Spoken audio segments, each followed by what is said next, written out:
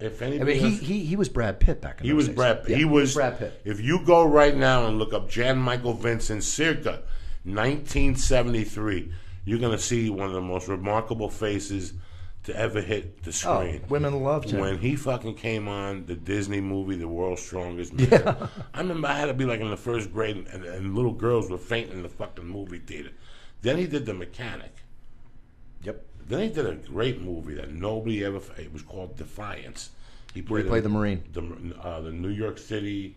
Oh, in the street protecting. Yes, he was Danny a Aiello. He was a boat worker. And Paulie from The Sopranos. Right, and Dan, that's a great cast. Great cast. If you look at that movie, you're like, what the fuck? The guy that played the gang leader in that movie is brilliant. The Puerto Rican gang member is perfect. Yes, perfect. His tattoo was Jesus' thorn around his head.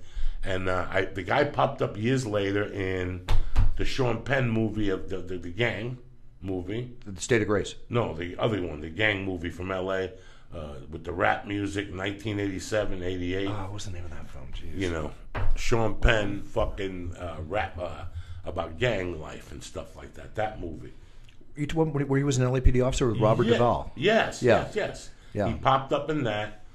He played like a desk sergeant that bust Duvall and his balls. Brilliant. I mean, this is Jan Michael Vincent. Could have been not Colors, right? Is that it? Colors, yeah, that was it. Colors. Jan Michael Vincent was on his way to being the biggest thing in Hollywood. Hollywood. He screwed himself, as we've seen happen to many, many actors in Hollywood. And when Busey was my neighbor, I was friends with John Milius, the director, for a lot of years, and he made a film called Big Wednesday, which was a surf film. Busey, Jan Michael Vincent, William Catt, a whole selection of actors. I mean, he was on his way, and then he had an accident. After Chad's dad, Steve, died, Chad started producing some movies later on, and they hired Jan for one of these B movies. And right before the movie started, he had an accident and went through the windshield, and it totally ruined his face. Remember how handsome he was?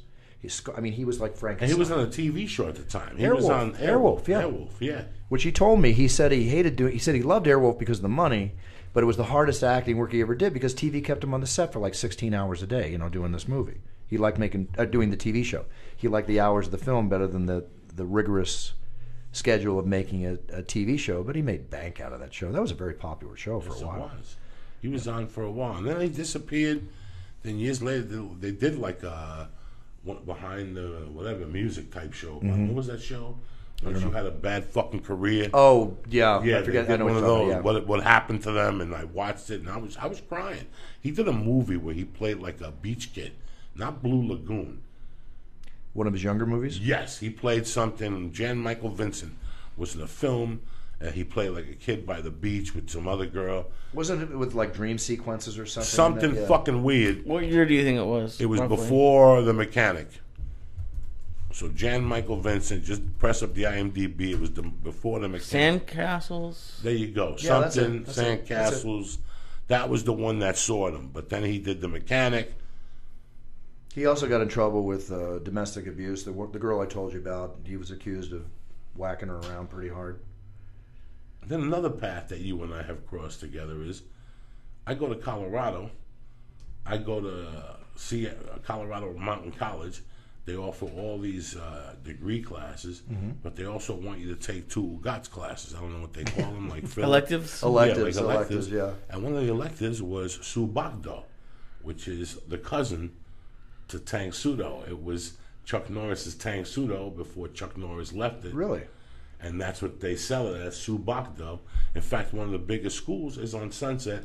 Subagdo attendance has dropped. Of course. So I think all traditional martial arts. So they put a combative school in there now, jiu-jitsu, or Gracie combative, and because of that, they're doing at least a little better. Yeah, you got to make. I mean, I loved my experience in Tang Soo Do, and I've got a 2nd degree black belt in it. But my want was in my early 20s. The dojo sparring and everything was just boring. It wasn't doing anything for me, and I enjoyed fighting. When it happened, and I don't know why. I went into kickboxing because when you spar in kickboxing, you're getting whacked or you get to whack the guy, and it was a lot more fun. And I just got heavily into kickboxing and got out of the traditional martial arts. But I have tremendous respect for all traditional martial arts, and I think for young kids it teaches them discipline and you know, and hopefully it teaches them discipline in this day and age. So, you know, I respect all martial arts. It's a matter of choice. When I went back on my comeback trail in 2007 and tried to get clean from everything, that's what I did. Can we turn on the air? Yeah, I got back into martial arts again because I thought about, you know, where I was before my mother passed, and when I started fucking up is when I quit martial arts. You know, I was involved in martial arts from the age of 6 to the age of 15. Cool. And then, what was your style back then? What's your style? Gushin-Ryu karate. Oh, the Okinawan karate. You know, it was all the same. It was when I first signed up in New York City, it was Goju karate. The black guys, the tough black guys on the 90th Street on the West Side. They were tough. And then when I moved to Jersey, I liked the karate. I liked the forms. I always went to the competitions in New York. Were you doing kata competitions? Kata competitions. In those days, there wasn't no punching in the face or below the waist. It was semi-contact. So you had to wear a head thing, and you had to kick with those things on your feet. This is what I did that from probably the age of 8 till about 14. I did that point type shit, Aaron Banks. Well, that actually works out in my thing too, because I'm 57. I'm 6 years older than you.